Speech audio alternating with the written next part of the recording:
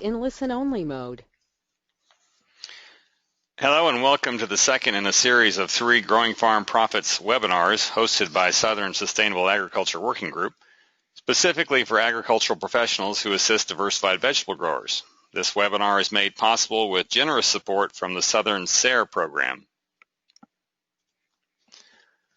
Hi, my name is Steve Muntz. I'm the Executive Director of Southern Sog, and I appreciate you all coming today. I will be the facilitator for today's webinar, and I just wanted to let you see my lovely face and let you know that somebody is behind the scenes today. I am here talking to you from Montgomery County at the Extension Office. So glad to have you all and hope you enjoy the webinar. Today's webinar is titled Cost-Benefit Analysis for Vegetable Equipment Purchasing Decisions. Labor is usually the biggest expense for diversified vegetable growers, and it's a struggle to keep these costs under control. Of course, mechanization is often raised as the answer to the high cost of labor, but is it really worth the cost? This webinar will help you to assist farmers with answering the question, should I add more labor or should I finally purchase that one piece of equipment to streamline the operation? Before I begin, I'd like to give you a little background about Southern Sog. The organization began in 1991 in Newmarket, Tennessee, with a group of farmers and farm advocates seeking to raise the voice of Southern agriculture to the national level. Since those early days, Southern Sog has a rich history of partnering with hundreds of organizations and thousands of individuals in 13 states across the South. The mission of Southern Sog is to empower and inspire farmers, individuals, and communities to create an agricultural system that is ecologically sound, economically viable, socially just, and humane. Because sustainable solutions depend on the involvement of the entire community, Southern Sog is committed to including all persons of the South without bias. We work in 3 primary program areas: sustainable and successful family farms, community food systems, and bringing the Southern voice to the farm policy dialogue. Southern Sog is probably best known for our annual conference. This coming January, we will host our 25th annual anniversary conference in Lexington, Kentucky.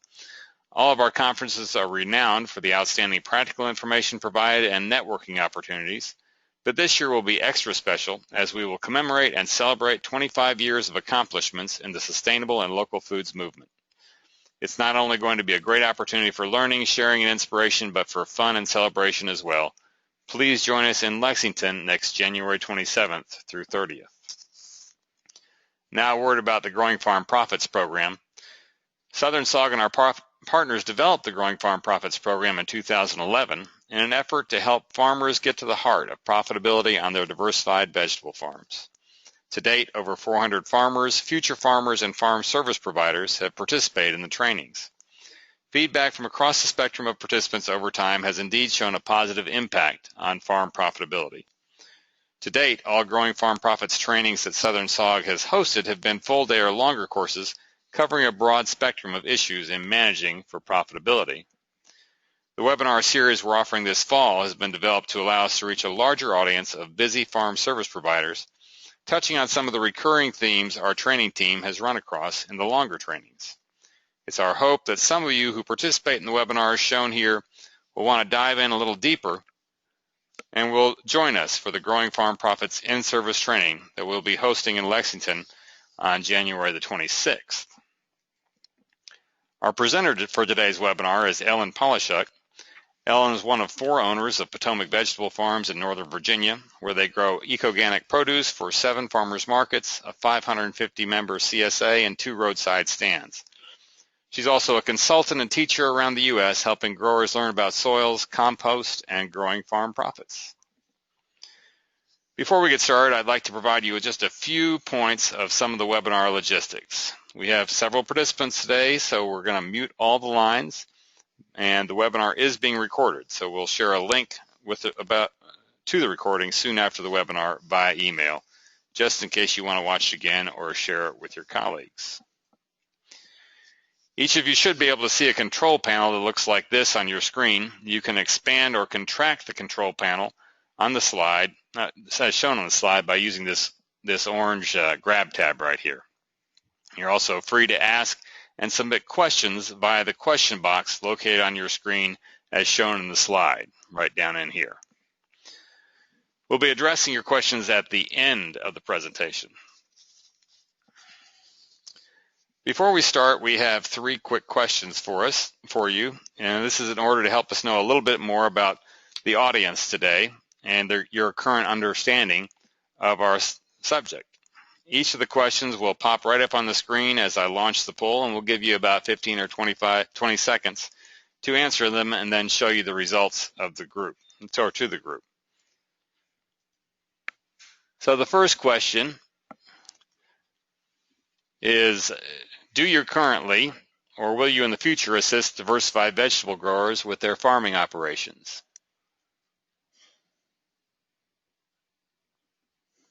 And most people have voted.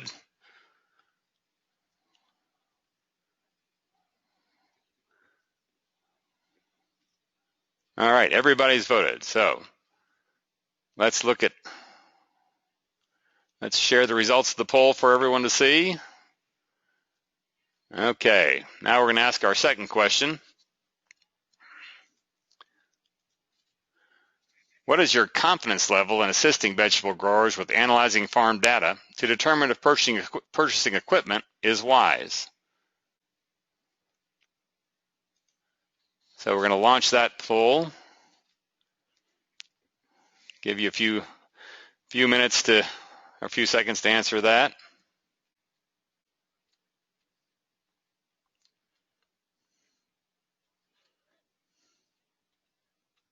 Okay, everybody's voted, and we'll go to our final question, and that is, what is your confidence level in identifying farmer-friendly tools to help vegetable farmers with equipment purchasing decisions?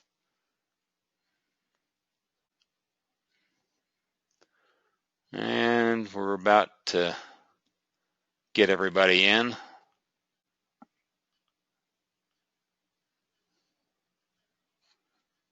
Anybody else need to vote? Last chance. All right, everybody's voted. All right, we're closing the polls here, and we'll share the results there so everybody can kind of see. All right. Thank you very much for your participation in that short survey. I am now going to pass the presentation over to Ellen Polishuk so she can take over and start the presentation. Good afternoon, everyone. Thank you for joining us. It's a warm, rainy day here in Virginia. My name is Ellen Polishuk, and I want to show you how, here we go, sorry, a little bit about where I come from or who I am. I'm a farmer here at Potomac Vegetable Farms. We have 2 farms located in the Washington, D.C. area. We're in Northern Virginia. We have 4 owners of this farm and 3 other permanent staff, and we hire lots and lots of people to help us during the course of the season. We grow vegetables using eco-organic methods, and our gross sales on a yearly basis is about $1 million. So we're pretty heavily into this farm business. And then in the winter times, I do teaching and consulting with farmers and service providers like you. So, as Steve mentioned at the beginning, on a market farm like mine, labor is the biggest element of cost on these farms. Here's a couple of pieces of data for you. The total cost of paid labor is usually around 35% of sales. If you add the owner's labor to that bill, now we go all the way up to about 50% of sales is spent on labor. And this is very particular to our sector of agriculture. This market farm business is super labor intensive.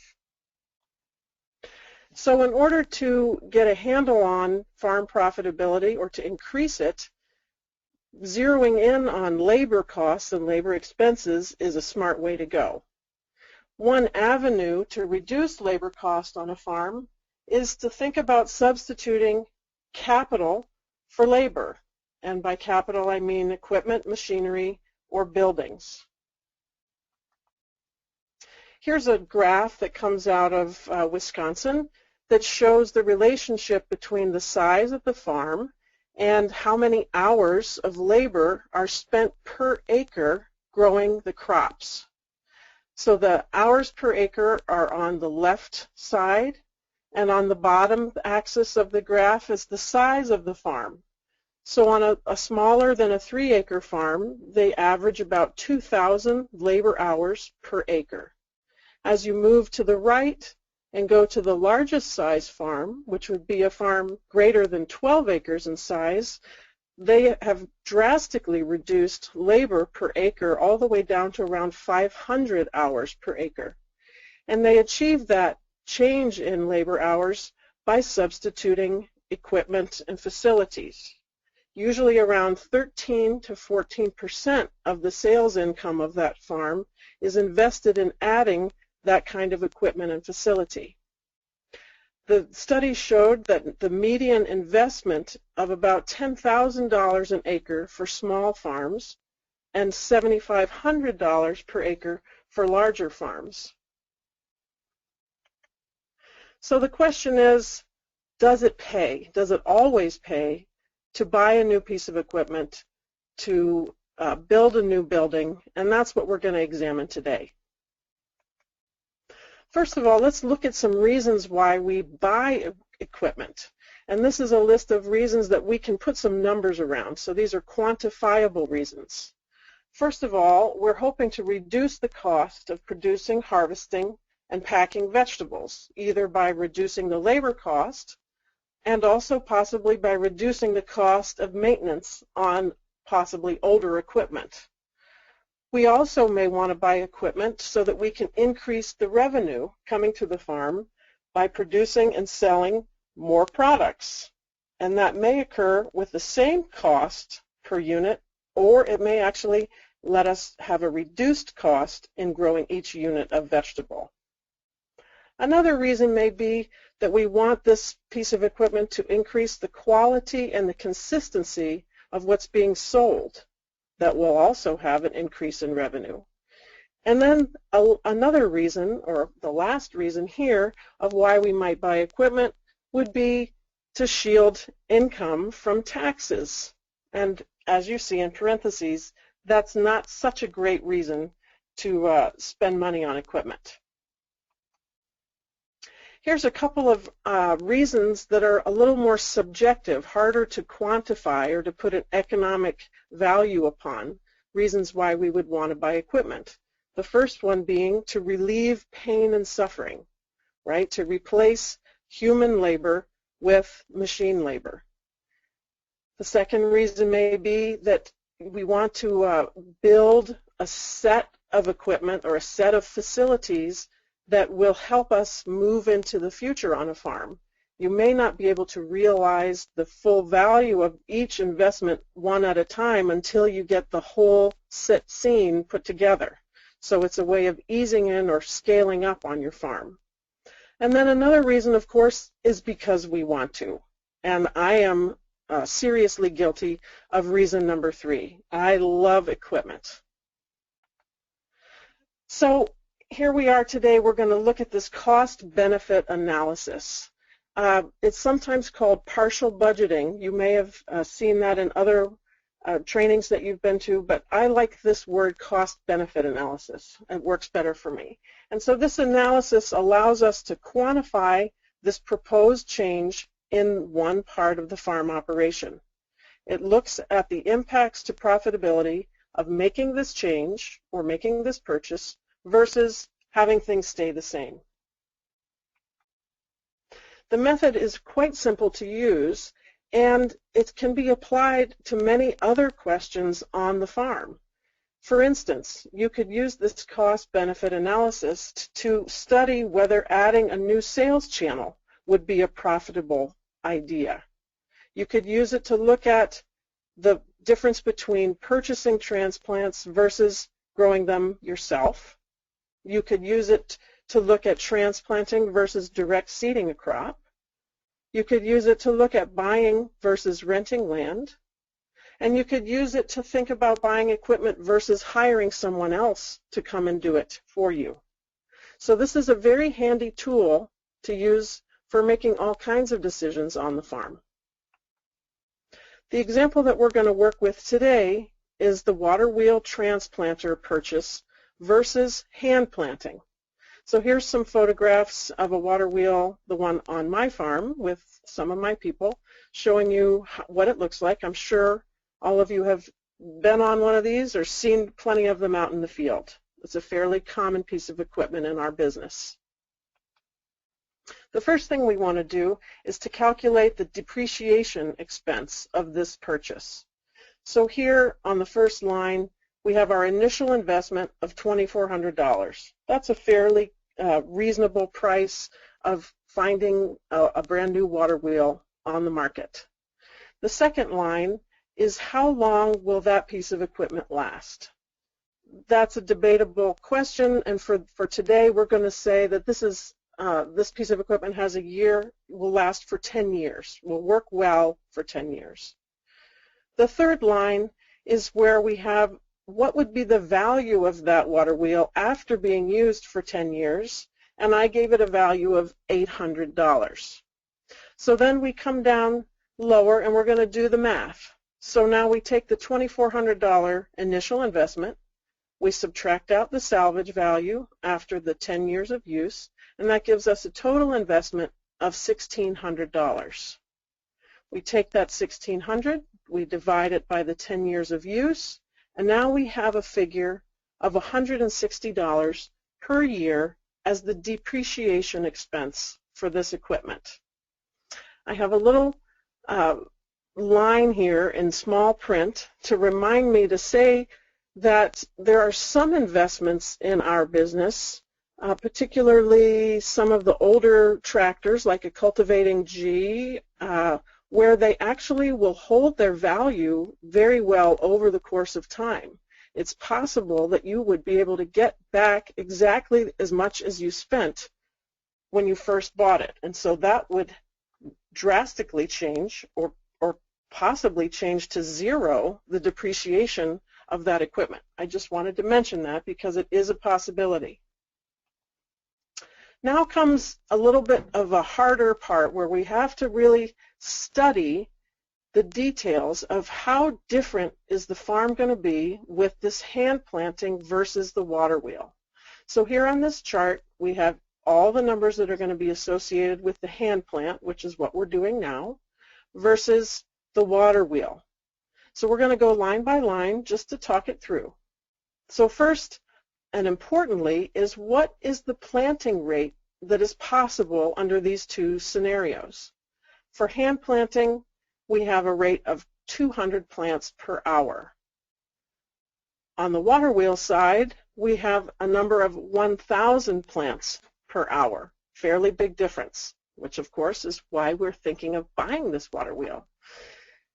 There's a difference, though, in the crew size. This is 200 plants per hour for one person. This is 1,000 plants per hour, but it takes 3 people to do this work, 1 tractor driver and 2 planters. So I'm imagining that we're planting 3 rows on a bed, 2 people in the back planting 3 rows on a bed. The total number of hours spent planting would be 160 hours on this farm. I forgot to tell you here on the bottom, here are my base assumptions for how this farm works. We're growing 32,000 transplants in a season. Our labor rate is $13.50. Our plants are in 50 cell trays, and we don't use hand watering to set the plants in the ground. We use drip irrigation. Okay, so total hours 160 for hand planting and 96 hours for that crew to plant the same 32,000 transplants.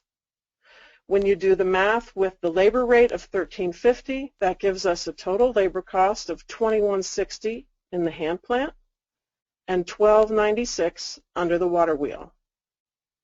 So we have to think even a little deeper, not just what is the difference in actually putting the plant in the ground, there's the work that has to happen of getting the plants to the place in the field where they need to get planted. And we're going to call that support labor. So here we have, what is the cost? How much time are we going to spend hand carrying flats of plants into the field, into the middle of the row, 1, 2 flats at a time? I've estimated that hand planting will take 11 hours to carry all those plants. Conversely, in the water wheel, it'll only take 2 hours. That's one of the great benefits of this piece of equipment, is that you can carry 18 or 20 flats with you all the way down the row as you're working. We also have to think about the attachment of that implement, getting hooked up in order to use that tractor and transplanter. So of course, for hand planting, there is no attachment needed, and I've given a value of 2 hours to cover a number of different planting events to get that 32,000 plants into the ground. In total, hand planting, 171 hours of work, and the water wheel, 100 hours of work. We again apply the $13.50 hourly rate, and that gives us a total labor cost of $23.08 for hand planting versus $13.50 for the water wheel. So this is a fairly detailed look at the cost difference between these two ways of planting in terms of labor. This is a big, scary, lot of words and numbers on a page, and it's the overview of this one-page project cost analysis form that was designed by Gary Madison, who works for Farm Credit Council. He did a webinar talking about this form at the National Good Food Network, where you can click through and actually listen to the webinar again if you'd like. So I took his form with his permission to use to talk with you today on how to do this analysis. I'm going to focus in on the second part of the form because this top section is figuring out depreciation, and we've already just done that. So here's the second part of the form, the annual budget for this improvement or piece of equipment. So we're going to go line by line. On line 1, the question is, what is the additional revenue to the farm for this water wheel transplanter? And the answer is 0. Having the transplanter is not going to give us higher revenue. So we skip down to line 4, where we have depreciation cost. That's the $160 we already figured out per year.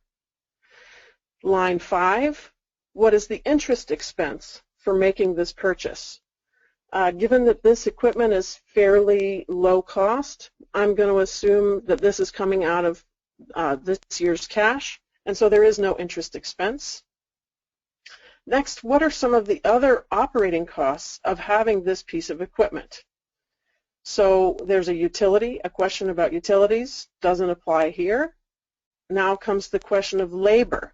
All right, we just did a big figuring on what the labor is, and what we have is that we're going to save $958 by using the water wheel transplanter versus hand planting. So that's a positive $958 change. And then under other costs, I want us to put this 32 hours of tractor usage.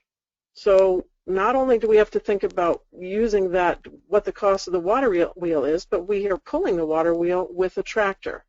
We're going to be using that tractor for 32 hours, and I'm assigning a cost of $15 an hour for the general maintenance, upkeep, and depreciation of this tractor.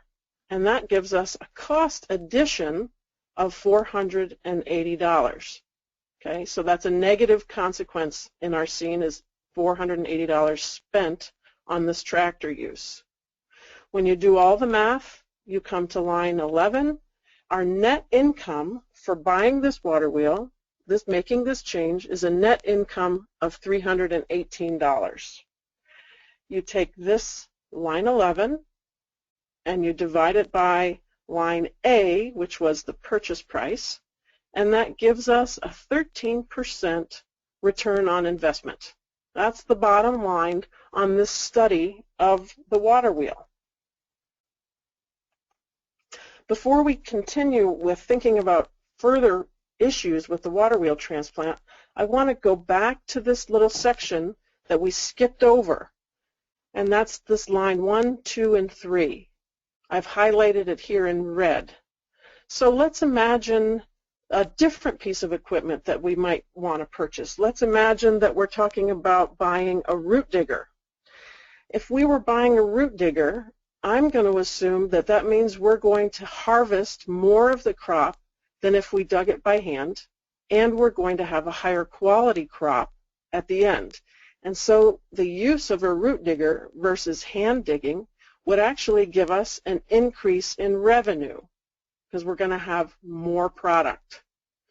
Instead of having to figure out what the increased cost of handling all that product is by dollars, this form simply uses the gross margin figure of 40% to cover all those other costs. So you would take the increase in revenue, multiply it by a gross margin of 40%, and you'd get on line 3 the additional gross margin.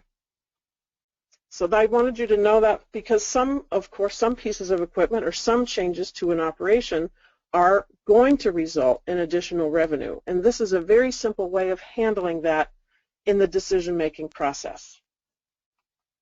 Okay, so now what? There's a net positive effect, is also called the annual payback, or the return on investment, and that was 13%. Another way to look at it, and some farmers, this kind of language works better. Return on investment sounds like a Wall Street term, and another way to say it is that it'll take us 7.5 years to pay off this investment. So that's the $2,400 divided by that positive effect of 318. That's 7.5 years. I want to have a little parentheses here in order to say that the cost of money has not been included in this conversation, in this example.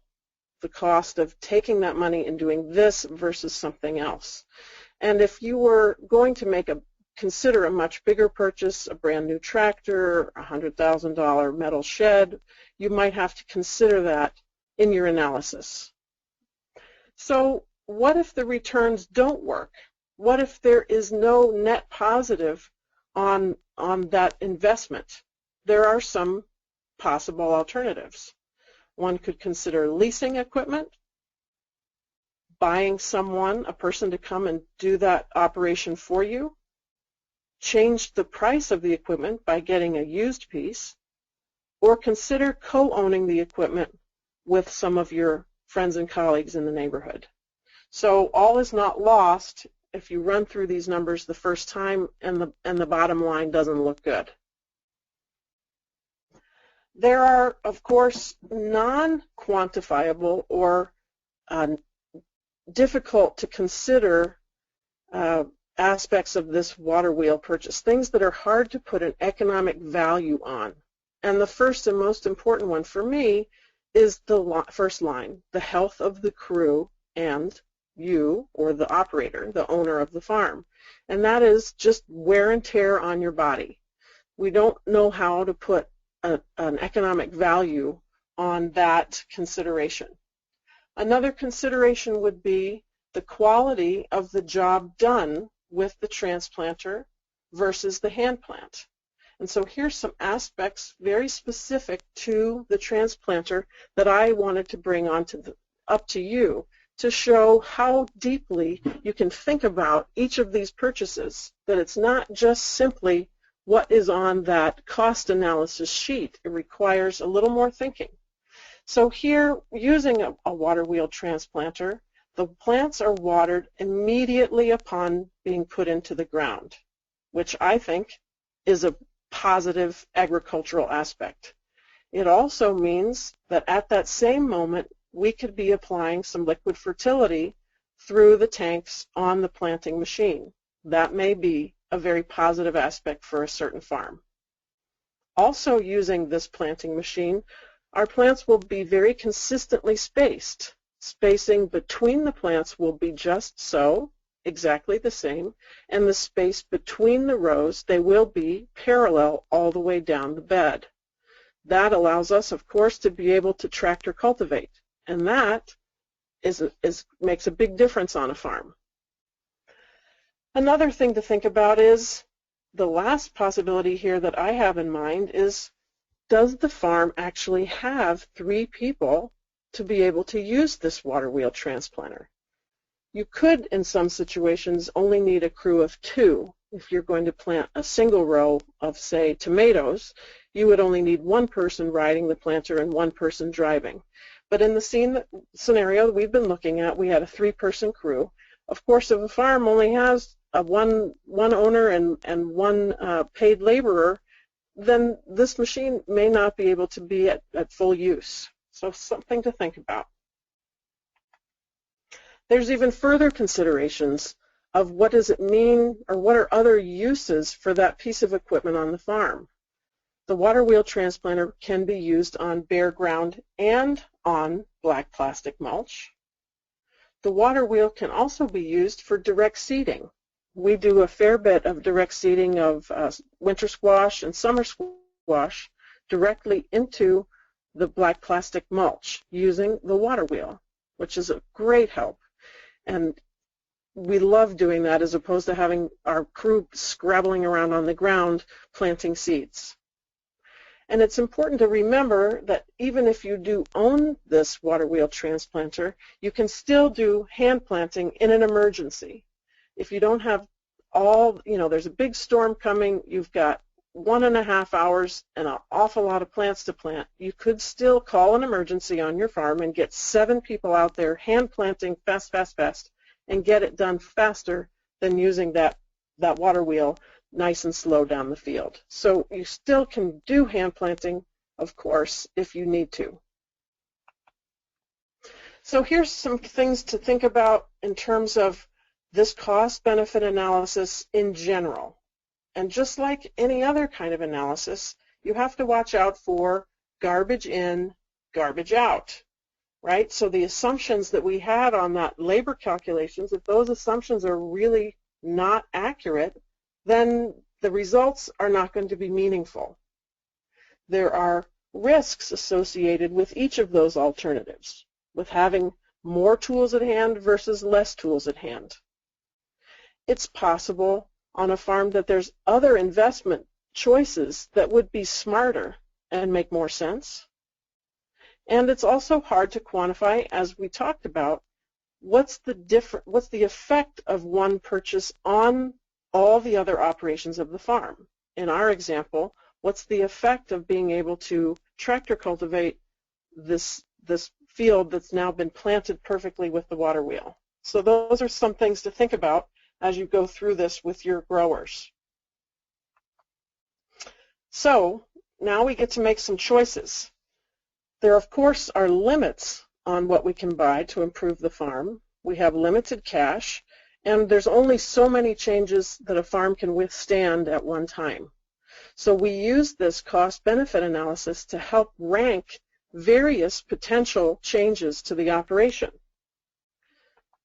So, for example, here is a scenario where I've come up with some other ideas or other possibilities for a farm to make some changes. Here we have the water wheel that we just talked about. That's the return on investment was 13%. Here's the total cost of that equipment. And then on this far right column is going to be a running total as we add each of these changes to the farm. What if the farm is thinking about a new wash station? Return on investment 12%, requiring $2,500 capital. If we did them both, now we're up to spending $4,900 to make those 2 changes. Here's another possibility of a cultivator with a much higher capital requirement, bringing our total all the way up to $9,900. Well, down here at the bottom, this farm only has $8,000 to spend on making these kinds of capital improvements this year. And so, and the last choice here, I just put in computers. So with this $8,000, knowing these numbers, the grower could make a number of different decisions. They could decide to get the 3 smaller purchases.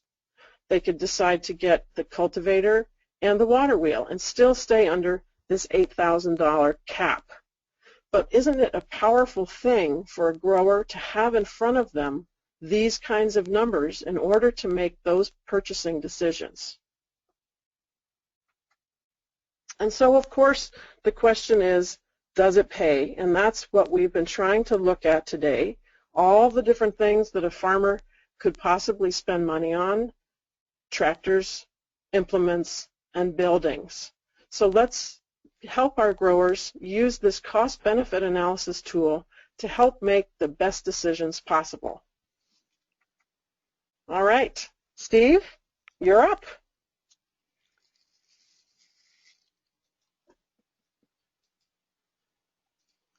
Okay. Thank you, Ellen. Now we have time for a few questions. And we'll start with those that are already in the question box. And remember, you have the option to ask questions in your question box, and feel free to do that. And let's see, the first question we're going to ask is, what about the maintenance cost of new equipment? Yeah, good question. So in this example of the water wheel transplanter, there's basically no maintenance cost. You just have to make sure to drain the tanks so they don't freeze in the wintertime. There's no, grease fittings. It's a very, very simple implement. But should you be considering something that's got more moving parts or that's got an engine attached to it, then of course you would have to assess what that maintenance cost would be. And that's something that you would then enter on that form under other costs, the maintenance of that piece of equipment. Good question. Okay. You had the cost of the tractor at like $15 an hour. What's included in that cost? Yeah, there's sort of in the industry, and you guys, I suspect, service providers are asked these kinds of questions every so often, some sort of industry rates for different pieces of equipment, and especially for wheeled equipment or engined equipment, tractors and so forth. So the $15 an hour is supposed to cover the cost of depreciation, the cost of owning that equipment, the cost of maintaining it, and the cost of housing it, should that be necessary.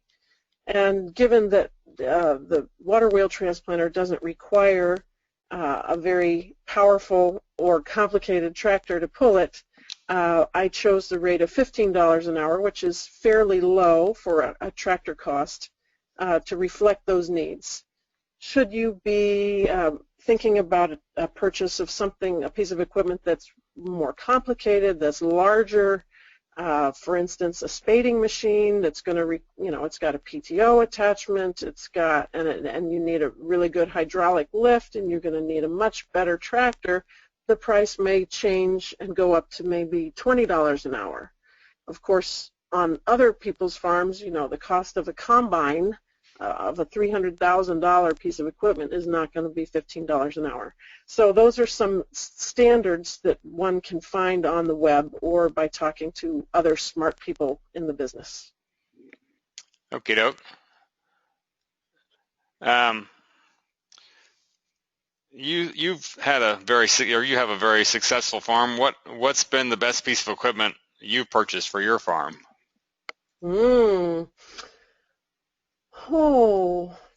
I have a lot of equipment.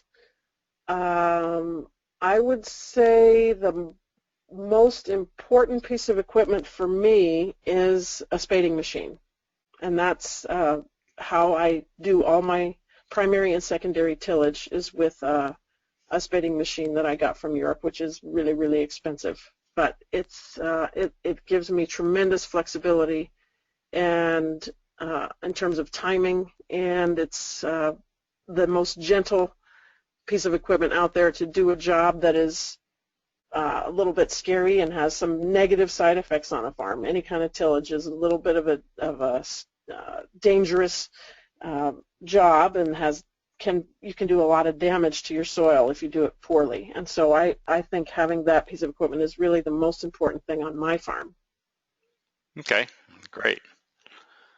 I see something in the chat box here, Steve. Yeah, it seems like it's important for growers to have data on the length of time required for various tasks. Where would a grower go for that kind of information? For example, the plants planted per hour with the water wheel. Yeah, great question. So there, of course, are great sites on the web to visit. For this specific question of the water wheel, I went and found something written by Chris Blanchard, who had done a whole study on different kinds of transplanters, and he had a rate there. I also cross-checked that with my own data on my own farm. Of course, I have a water wheel, so I can gather that data myself. And also, the people that are selling the equipment, the dealer, should be able to come up with some data on some of those rates. There's also a few. I'm thinking of Richard Wiswall's book. I can't think of what the name of it is. I'm looking around because it's usually sitting right here. But it's a handbook for organic growers, and it has a number of spreadsheets in it, and it has some really good data points on how long it takes to do things. And I'm pretty sure that's where I got the number for hand carrying those trays of plants out into the field. The book is called The Organic Farmer's Business Handbook. Thank you, John. Smart person in the background here typing me the answer. Very good. Okay, I don't see any more questions in the question box right now. If anyone has another question that they'd like to have answered, if you type it in quickly here, I'll give you just a couple seconds, because we do have a little time if folks have questions. But I also know that we all have plenty to do, so we don't want to keep everybody waiting if that's not the case. Let me just move on then. For those who would like to do some further exploration into improving profitability for diversified vegetable growers, we invite you to visit the Southern Sog website and click on Growing Farm Profits under What We Do, and you can check that out. We also encourage you to visit the Veggie Compass website at veggiecompass.com. These sites have a variety of excellent resources that can assist you in your desire to improve the profitability of the producers with whom you work. Finally, I just want to thank everybody for joining us for today's webinar. After the webinar, you will be given the opportunity to take a 3 short question survey that should take less than a minute. We'd appreciate it if you'd complete that survey for us. And also, please remember to mark your calendars for the final webinar in this series that's slated for December 17th. And join us for the Southern Sog Conference in Lexington, Kentucky, January 27th through the 30th. And before I close, I did have one other question for Ellen. Do you consider air seeders for trays an efficient tool for a medium-sized farm? Like a berry vacuum seeder. I haven't studied it hard myself, but I have just started using one that I happen to have gotten quite cheaply used. And I've been incredibly impressed with how well it works and how quickly it worked. And specifically, I used it for seeding all my fall brassicas, which, was 200 flats, all seeded on the same day or same 2 days. And those beautiful tiny round brassica seeds with the right plate on the berry vacuum seeder was actually fun, and it went really quickly. And of course, it would be smart for me to run some numbers, but I didn't run the numbers before I got the piece of equipment. I just happened upon it, as I said, very cheaply used. But I don't think it's the top of the list of things to spend money on, but I think it's definitely worth considering, especially if someone is doing a lot of greenhouse seeding. Had another response from John too. It depends if planting large amounts of the same crops, it becomes more beneficial. Also can depend on labor availability in the later winter. Many people have plenty of time and do not have competing tasks, so don't mind doing the seeding by hand.